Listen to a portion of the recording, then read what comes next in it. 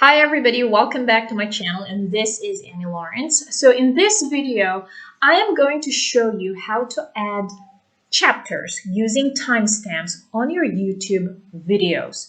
So if you have seen or watched videos that have this particular features in them, just like so, wherein actually parts of their videos are actually labeled.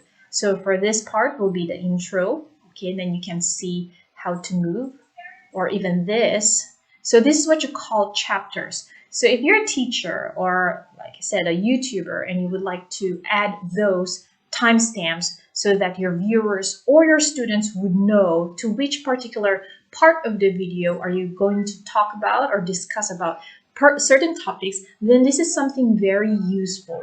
So that's what I'm going to show you in this video. Okay, so this particular example, I've already uploaded the video. So what I'm going to do is that I would go to my edit part of your video, and then go to the description box, just like so. And then you just add the timestamps, just like here.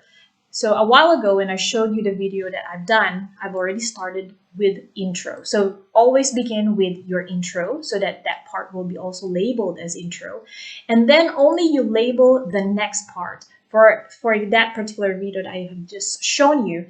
So tip number 1 was only introduced around 52 seconds. So I'm just going to label that as 52 seconds. That's my tip number 1, and so on. So this is the next timestamp that I'm going to do. That's already being labeled in the video that I have just shown you.